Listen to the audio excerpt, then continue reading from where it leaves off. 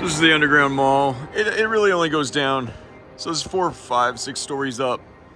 It's only underground about 1 or 2 stories. So it's sunk in.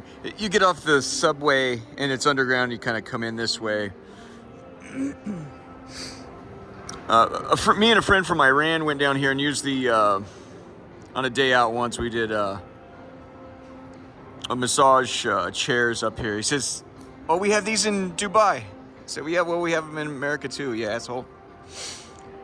Anyway, so they got the garland out and stuff for Christmas.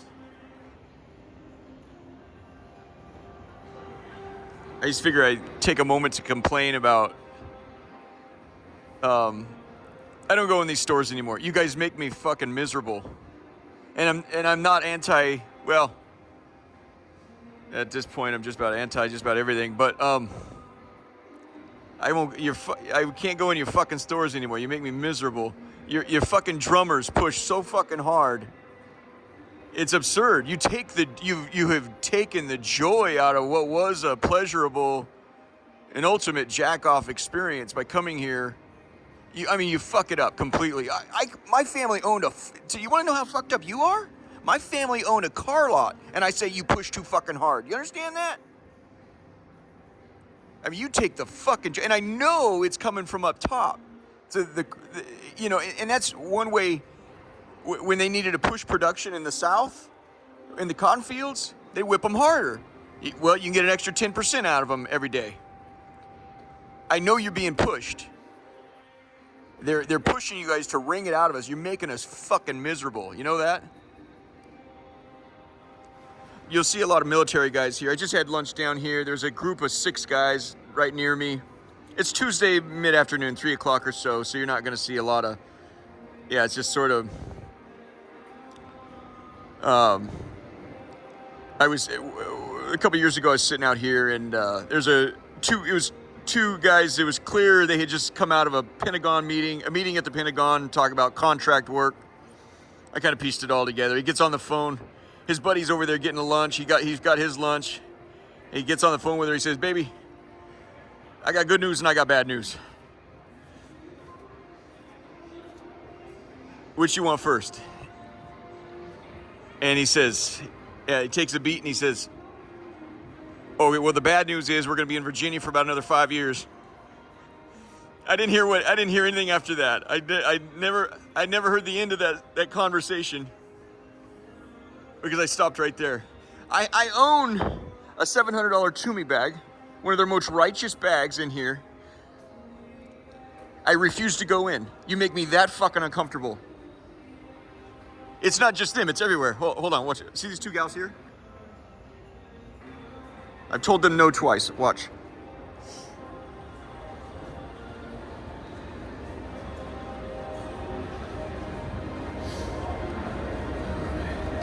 Hello. Not today, thank you.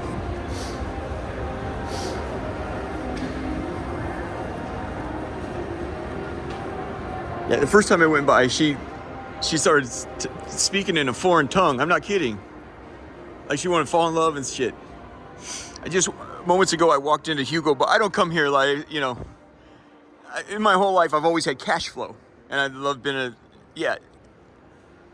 Jesus says it's your, he said I had to remove the money because you're a real dandy. I love splashing cash, man. But in America, it's like I've tried to say, America is the world's Las Vegas. So you have the time of your life, you got cash. It's just been the way of it. But I come up here to Hugo Boss. I ain't been here in 2 years. This guy looks like he needs to be on. Here we go. Anyway. So that's Allied Universal. That's going to be a truck of, or a small, he's picking up cash there with that dolly. So I come over here to Hugo Boss. And they immediately jump on you. And where are we going? Anyway, so she, asked me, "What are you doing? What do you want? What's your favorite color? You so handsome." Yeah, I bet.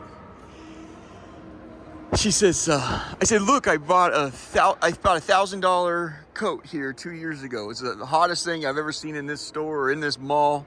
Yeah, I bought a $500 leather backpack from these guys. Even that, when I'm spending money, you make me feel fucking uncomfortable. You were like, just scream desperation. Even when I'm spending the fucking money, I can't get you to stop pissing yourself.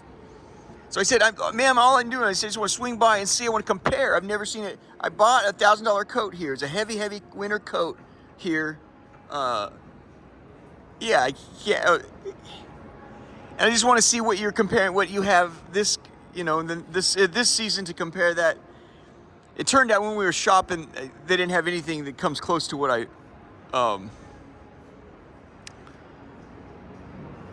even then, lady, I just told you my objective.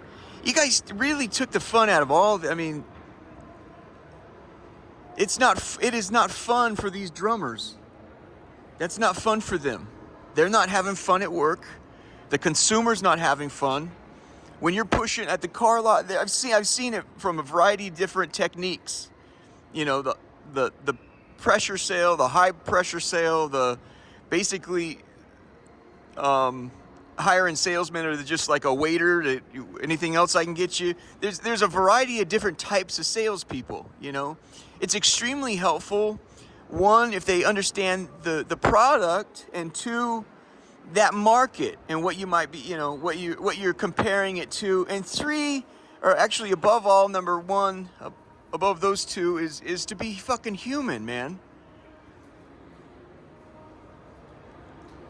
You take the fucking fun of the whole thing. I am telling you, this is coming from my family owned a car lot. It doesn't get more ugly than owning a car lot. This place, boy, I've moved past this shit, you guys. It's embarrassing. It's a fucking embarrassment. I get the deuce chills. I have to know exactly what I want. Have the cat boom in and out. Don't ask me questions. Don't ask me about my friends and family. And you want my fucking email address? You want to know all my connections? Is fucking too much, man.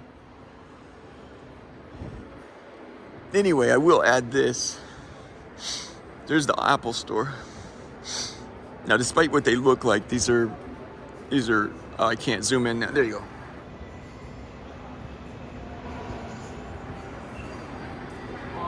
This just is contract security.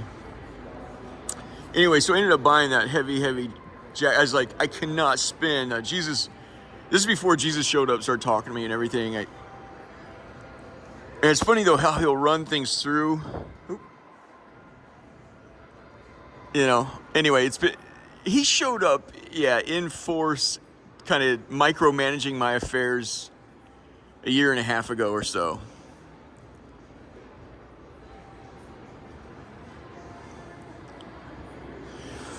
But I remember it was this heavy is like a big fox fur hood and everything. Like if you're taking it out to the to the Arctic. But it's just funny. I remember at that time I go, JD, you cannot buy that fucking coat. You can't do it. It's $1,000, man. I can't tell you how many times I come here, have lunch, I go look at it. I go, you can't do it. And I'd walk away, I come and I kept telling myself, it looked so freaking good. I said, JD, you cannot buy that coat.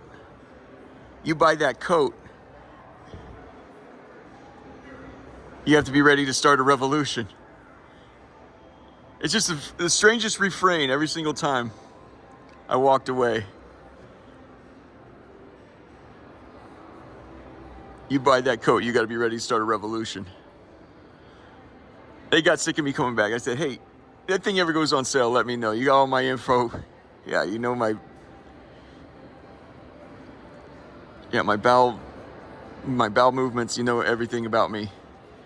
They called me up once, they said, we got you a good deal. So I came down and paid, it was at the end of the season. It was January. Out the door, $580. I got it down at the under my bed in the shelter right now.